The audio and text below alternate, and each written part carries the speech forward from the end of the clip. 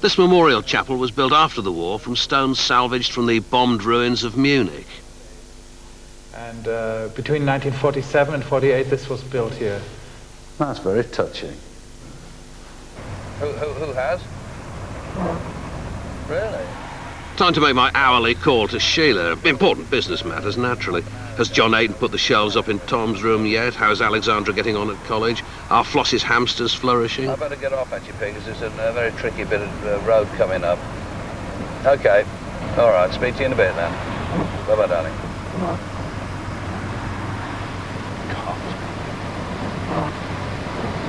Oh God, our help in ages past, our hope for years to come, our shelter from the stormy blast, and our eternal home.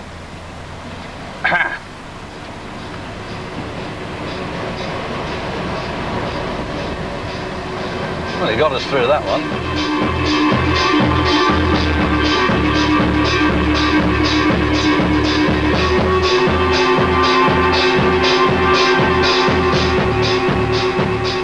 Casting the dust of modern Munich from off our feet, we headed into what was the old East Germany.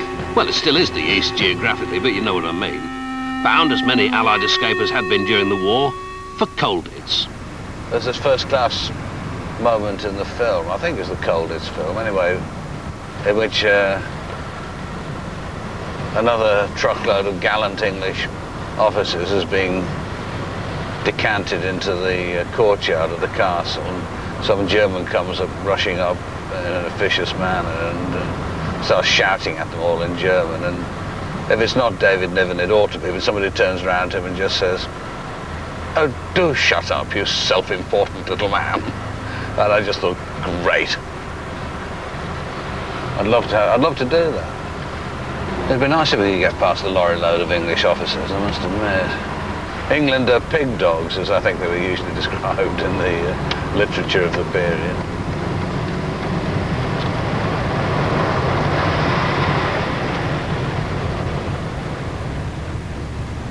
Sorry, right. That's a bit of Starsky and Hutch start act. Trusty car, though.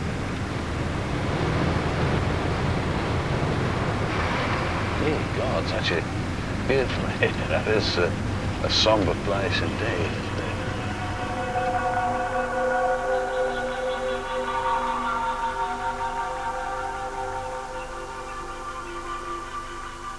In the books about Colditz Castle, I remember reading about a glider built in a false roof by a British officer. I've wanted to see that glider since I was the sweetest little thing you ever saw, and I've heard that it's in the Castle Museum. Fortunately, much of the castle is locked. I don't know, these Germans just can't make up their minds. One moment they're trying to lock us in, and the next moment they're locking us out again. No consistency.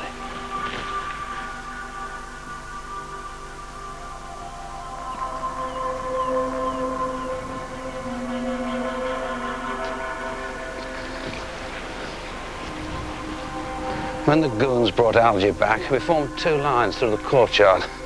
Despite his terrible suffering, all he had was a broken toe.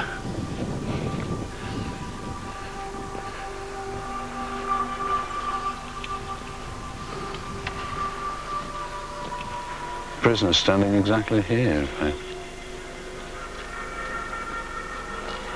German guards, arrival in Colditz, prisoners in the back courtyard, it says.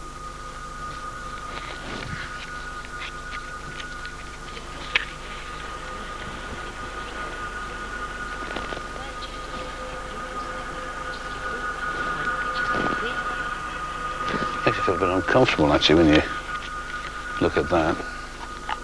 Like when you walk over graves in cathedrals and things. Should we go and look at something else?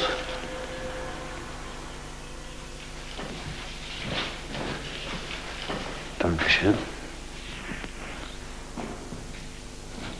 This record here. It says contraband sent in parcels. I've seen you split the record in half, and it had got money hidden in it. This French officer tried to escape dressed as a woman, Unfortunately, he dropped his watch and was pursued by an obliging German guard, understandably anxious for an excuse to chat her up. Thinking he'd been caught, the French officer surrendered. Really? The custodian of the castle thinks he may have a key to the room containing the glider. Alas, it wasn't to be. Disappointing not to have seen the famous glider, of course, but the kindness of the man who's in charge of this building, rushing backwards and forwards with huge clumps of keys and trying to find the right one, I think is as moving as it would have been to have seen the glider itself, frankly. Oddly enough, not a single one of the Germans we spoke to knew anything of the mythic status of Colditz and its castle. Most had never even heard of the place. But then I suppose, why should they have done? I mean, can you name a British prisoner of war camp? Neither can I. You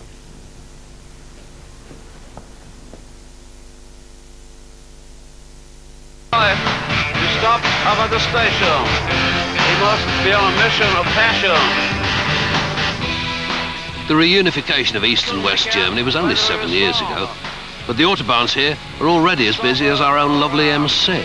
Manchester. I am this London visitor had this to say. You look at the investment in infrastructure, as they say in financial circles. It must be trillions of Deutschmarks.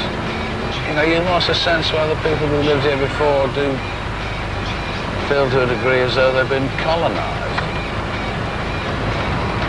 Because, I mean, we've been going since lunch. I've like about a couple of 100 miles, I thought, by now, and it's been roadworks virtually the whole way.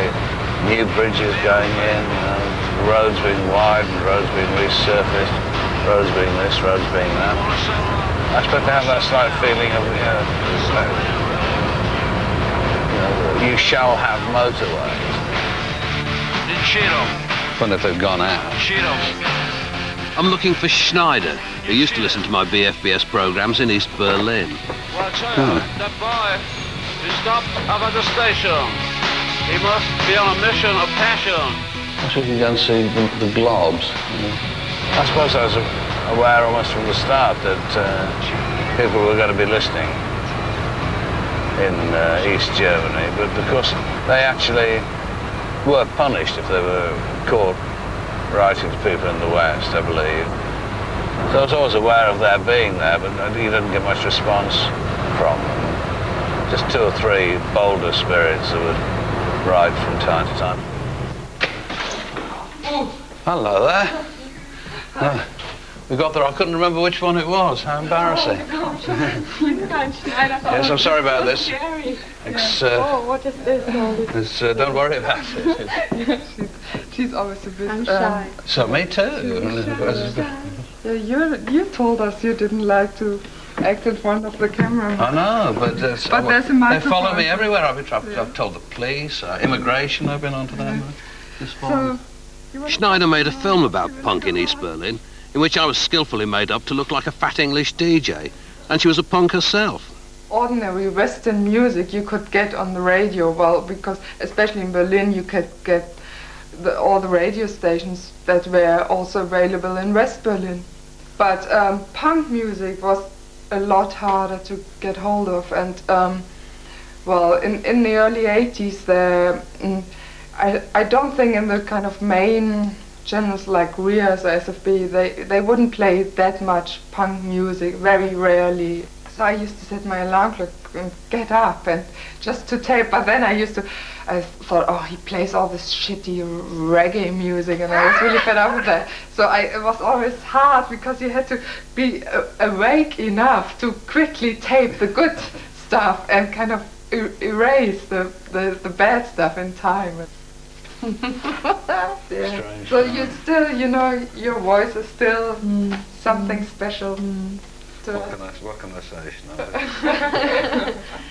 But the funniest thing was that, I mean, we've had our youth separately, but we do know the same songs, the same bands, and they would even know bands from Hamburg because you were playing them. They were my friends, and you were playing their tapes, so they knew little groups like Die Moschusfunktion and Saal 2 because you were playing them on air. I'm mispronouncing the names. I don't know, but they knew the songs, and it was so funny because nobody outside of Hamburg knew them.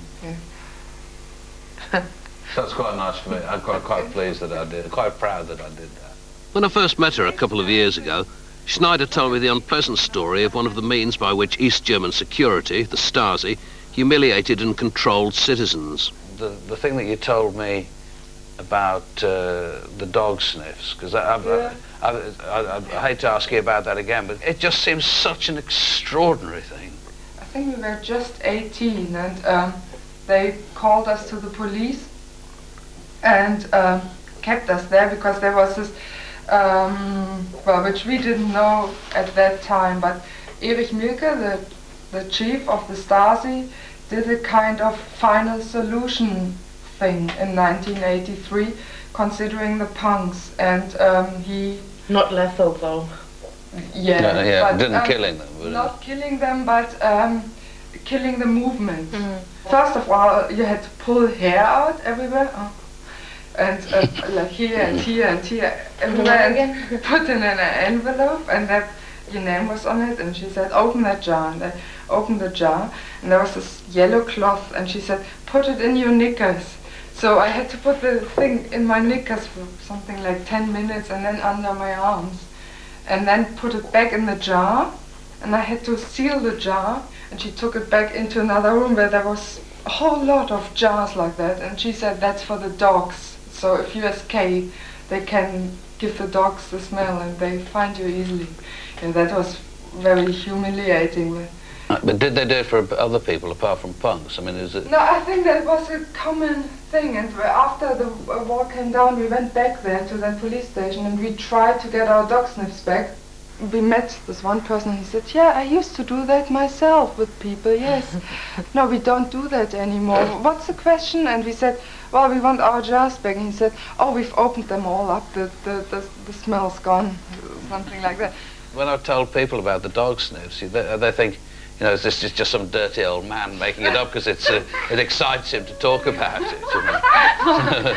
I'm very pleased to have you confirm it for me. Yeah. Ordinary Earl Grey or Ordinary Earl. Darjeeling? Ordinary Darjeeling. Darjeeling will do, please. I mean, that sounds rude. Darjeeling would be wonderful, Schneider, thank you.